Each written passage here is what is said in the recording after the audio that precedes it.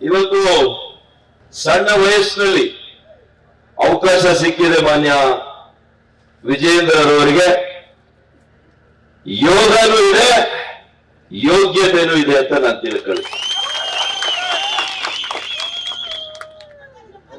ನಾಯಕತ್ವದ ಗುಣ ಕೆಲವರಿಗೆ ರಕ್ತಗತವಾಗಿ ಬಂದಿರ್ತದೆ. ಹಾಗಾಗಿ ಮಾನ್ಯ ಯಡಿಯೂರಪ್ಪನವರ ಗುಣ ಯಥಾವತ್ತಾಗಿ ಯಾರಿಗಾದ್ರೂ ಬಂದಿದ್ರೆ ಅವ್ರ ಮನೆಯಲ್ಲಿ ಮಾನ್ಯ ವಿಜಯೇಂದ್ರರವರಿಗೆ ಮೊದಲು ಪ್ರಾಶಸ್ತ್ಯವಾಗಿ ಬಂದಿದೆ ಅಂತ ಹೇಳಲಿಕ್ಕೆ ಬಹಳ ಹತ್ತಿರದಿಂದ ನಾನು ನೋಡಿದ್ದೆ. ಹಾಗಾಗಿ ಇವತ್ತು ನಮ್ಮ ಇಡೀ ರಾಜ್ಯದಲ್ಲಿ ನಮ್ಮ ಪಕ್ಷದ ಕಾರ್ಯಕರ್ತರು ಹುಮ್ಮಸ್ಸಿನಲ್ಲಿದ್ದಾರೆ. ಒಂದು ರೀತಿಯ ಹೊಸ ಚೈತನ್ಯ ನಮ್ಮಲ್ಲಿ ಎಲ್ಲ ಕೂಡ ಬಂದಿದೆ.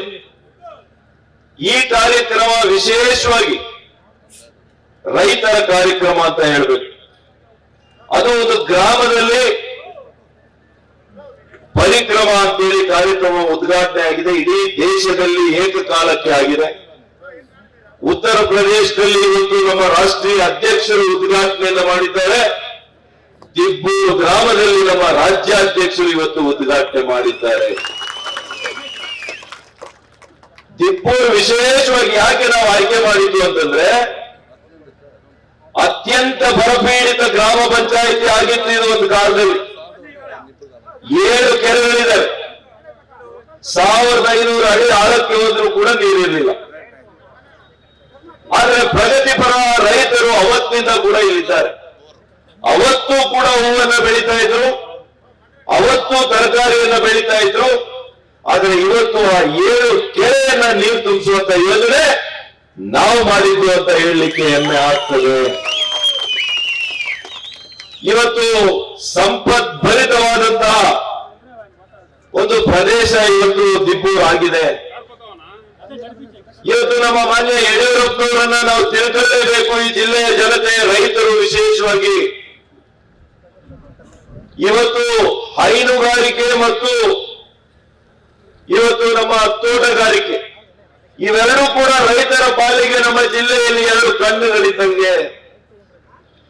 ಇವತ್ತು ಈ ಜಿಲ್ಲೆಯಲ್ಲಿ ಮೆಗಾ ಡೈರಿ ಸ್ಥಾಪನೆ ಆಗಬೇಕು ಅಂತಂದ್ರೆ ಅದಕ್ಕೆ ಮೂಲಭೂತವಾಗಿ ನಮ್ಮ ಮಾನ್ಯ ಯಡಿಯೂರಪ್ಪನವರನ್ನ ನಾವು ತಿಳ್ಕೊಳ್ಬೇಕಾಗ್ತದೆ. ಮೊದಲನೇ ಸಲ ಅವರು ಮುಖ್ಯಮಂತ್ರಿ ಆಗಿದ್ದಾಗ 15 ಎಕರೆ ಜಮೀನು ನಮ್ಮ ಕೋಮಲ್ನ ಮಾಜಿ ಅಧ್ಯಕ್ಷರು KV ನಾಗರಾಜಣ್ಣವರು ಹೇಳ್ಬೇಕಾಗಿದ್ದೀವೆಲ್ಲ. ಸಮಯದ ಅಭಾವದಿಂದ ಅವ್ರ ಮಾತನ್ನ ನಾನೇ ಹೇಳ್ತಾ ಇದ್ದೀನಿ. ಮತ್ತು 10 ಕೋಟಿ ಸ್ಥಳದಲ್ಲೇ ಕೊಟ್ಟಿದ್ದಾರೆ.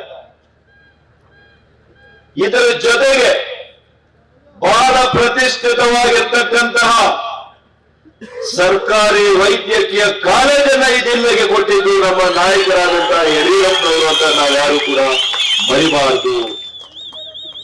ಹಾಗಾಗಿ ಇವತ್ತು ಬಹಳ ನನಗೆ ವೈಯಕ್ತಿಕವಾಗಿ ಸಂತೋಷ ಆಗಿದೆ. ಅವರ ತಂದೆಯವರ ಕ್ಯಾಬಿನೆಟ್ ನಲ್ಲಿ ಅತ್ಯಂತ ಕಿರಿಯ ಸಚಿವನಾಗಿ ನಾನು ಹೆಗಲಿಗೆ ಹೆಗಲು ಕೊಟ್ಟು ಕೆಲಸ ಮಾಡುವಂತ ಅವಕಾಶ ಬಂದಿತ್ತು.